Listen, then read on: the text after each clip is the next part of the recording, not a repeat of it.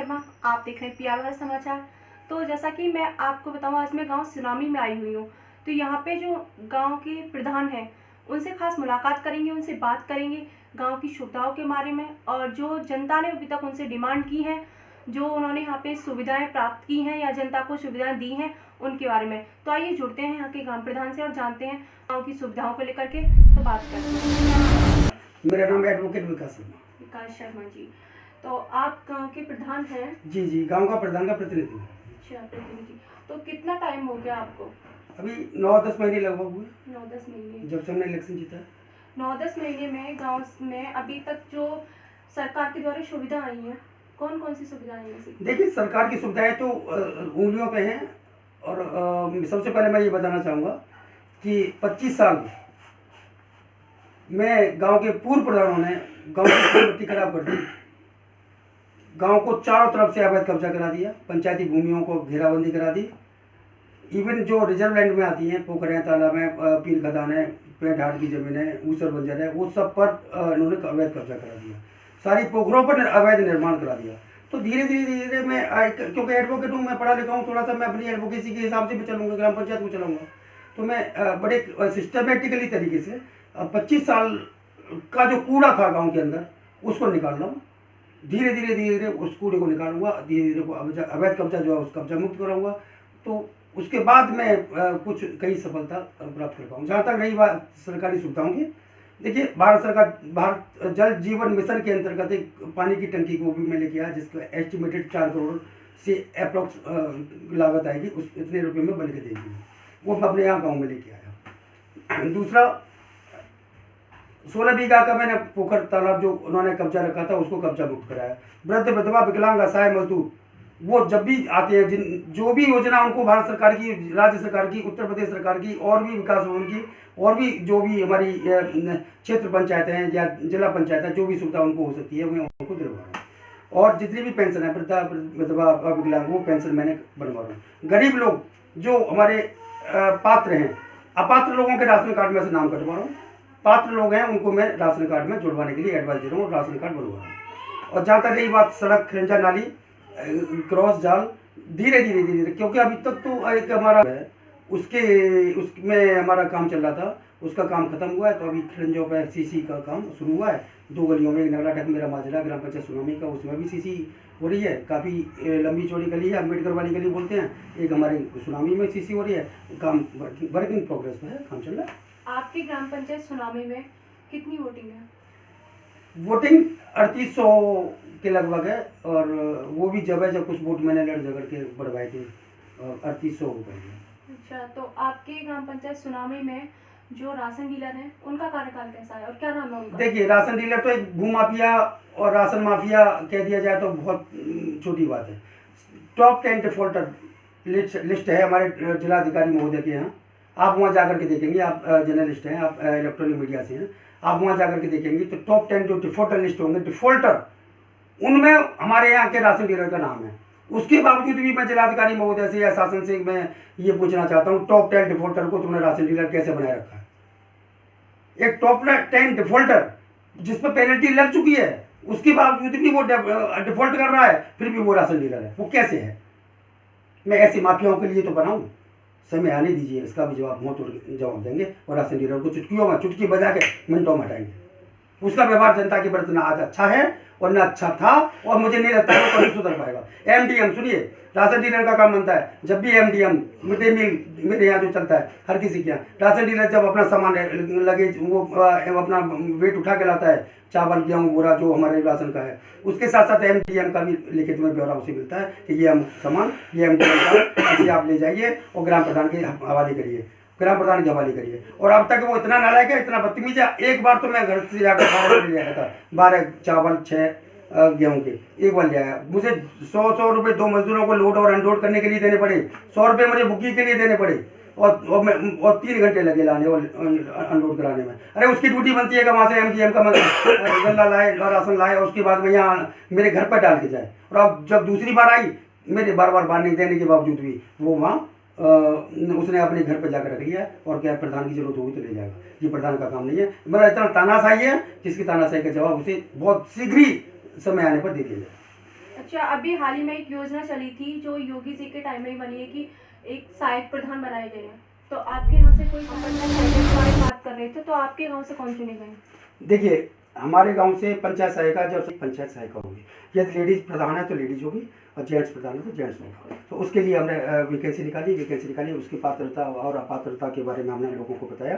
तो वो बहुत सारे आवेदन आए, उनकी संख्या मुझे इस समय नहीं पता है कितने आवेदन आए।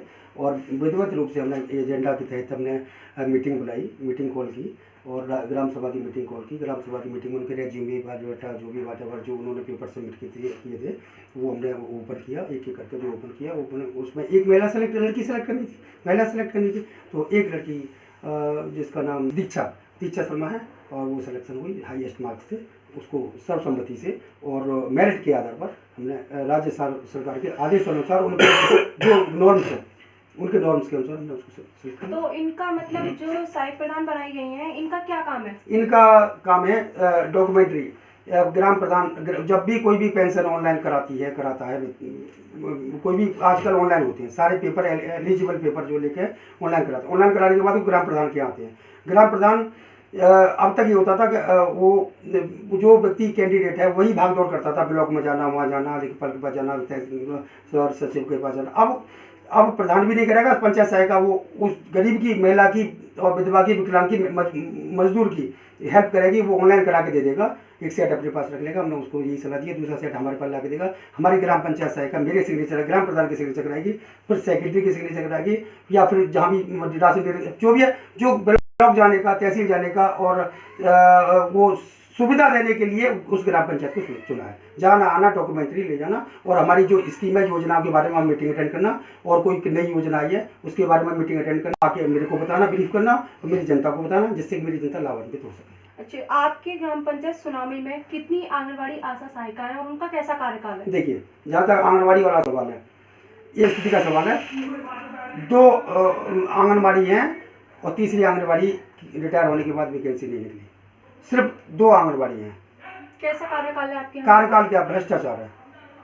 कोई भी आंगनबाड़ी ढंग से और ठीक तरीके से राशन वितरित करने को तैयारी नहीं है और कई बार पब्लिक उसके ऊपर नाराज होती है, हावी हो जाती है, प्रधान के यहाँ आ जाती है, हमारे यहाँ भी आ जाती हैं कि तुम ग्राम प्रधान मिलकर के मिली भगत। तो फिर मैं कई बार मीडिया को देता हूँ, सच्चाई लेके आए, सामने लेके आए, उनके खिलाफ नाराबाजी करो, कुछ भी करो। क्योंकि जब भाई गरीब गर्भवती है, धात्री है, बच्चे हैं और इनके बच्चों को राशन तुम खा जाओगी तो फिर उनको आगे पोषण कैसे मिलेगा?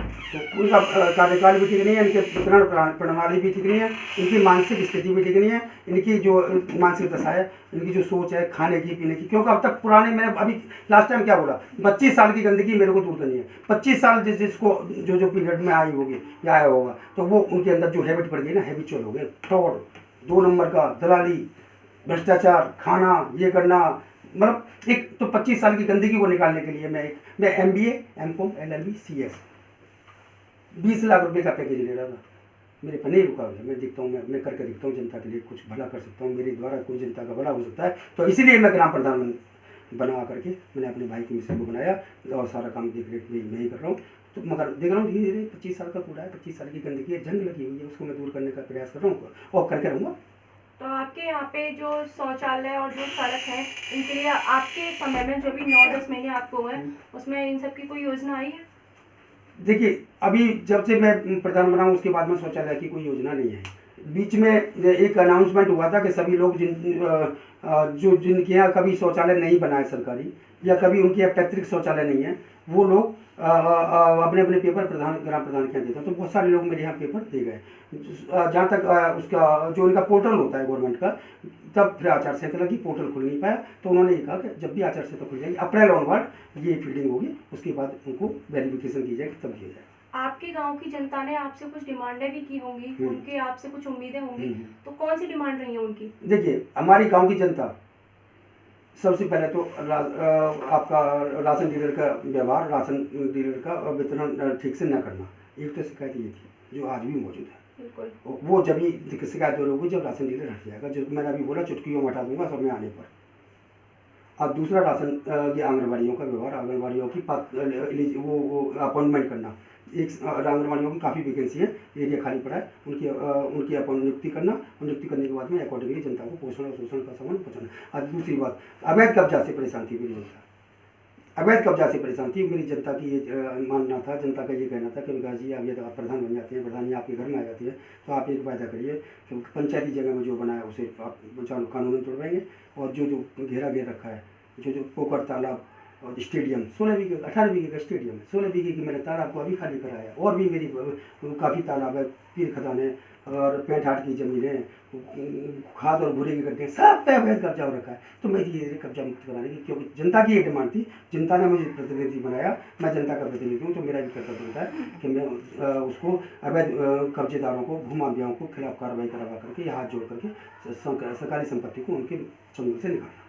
आपके यहाँ पे आशा कार्यकर्ता भी होंगे? हाँ, आशा कार्यकर्ता मेरे यहाँ 3 आशा कार्यकर्ता हैं, और तीनों आशा कार्यकर्ताओं का कार्यकाल, तीनों आशा कार्यकर्ता का व्यवहार और एक नंबर का है। मेरे यहाँ की एक आशा करता जो आशा है वो ब्लॉक में भी अवार्ड होके आई है। आशा कार्यकर्ताओं की तो तारीफ जितनी की जाए उतनी है। अच्छा, तो आपका जो मानना है वो ये है कि जो अवैध कब्जा है और जो मतलब पिछले टाइम से गंदगी हो रखी है उसको आपको हटाना। बिल्कुल बिल्कुल बिल्कुल, मैं वो अब तो कुछ समय आने के बाद वो भूमिगत हो जाएंगे, भूमिगत करा दूंगा, हो जाएंगे, हो गए। उन्हें पता है मैं वो बाबा सिंह की है, मैं वकील सिंह की वकील हूँ, मैं उनको मैं जीने थोड़ी दूंगा। कब्जा जो करेंगे मैं उनको आसानी से अपने थोड़ी। तो आप प्रधान प्रतिनिधि के लिए जब इलेक्शन लड़े थे, हाँ। तो क्या मतलब आपके दिमाग में क्या था, किस सोच को लेकर? मैं यही सोचता मैं एक नवीन नई सुनामी और हरित सुनामी और ग्रीन सुनामी है। सुनामी एक नाम एक मेरे जिले पर पहुंचे और ये लगे कि हाँ मैं एक जिले का नंबर 1 प्रधान बनना चाह रहा हूँ। जैसा मुझे सुनने में आया है, तो आपका मूल मोटिव क्या है, मतलब क्या उद्देश्य है, जनता के लिए क्या सीख देना चाहते हैं, और उन एनजीओ को लेकर के आपका? देखिए मैं 2 एनजीओ चला रहा हूँ। एक 2012 से कोई मैंने जन कल्याण एवं विकास चैरिटेबल ट्रस्ट के नाम से एक एनजीओ इन्फॉर्म किया था, और उसका मैं राष्ट्रीय अध्यक्ष एवं संस्थापक भी हूँ। और एक मैंने अभी 2021 में यंग इंडिया फाउंडेशन के नाम से डेवलप किया है, और उसका मैं राष्ट्रीय अध्यक्ष एवं संस्थापक हूँ। देखिए मेरा 2012 से ही मेरा एक मानसिक स्थिति ऐसी रही, और मेरा सोचना ये रहा कि गरीबों के लिए, असहाय के लिए कुछ जन कल्याण में कुछ किया जाए। और अब मैं युवाओं के बारे में सोच रहा हूँ कि हमारा देखो देशकालीन परिस्थिति, आप कुछ भी समझ लो, कोरोना को लेकर चलो या आप ये कि चलो हमारे यहाँ बेरोजगारी है, तो उसको मद्देनजर रखते हो, तो मैं सबसे पहले मेरा यंग इंडिया फाउंडेशन के नाम से एक एनजीओ बनाया। उसका उद्देश्य एक ही है कि युवा, मैक्सिमम जिले के युवाओं को जोड़ना, युवाओं को आह्वान करना कि आप आइए, मेरे से जुड़िए।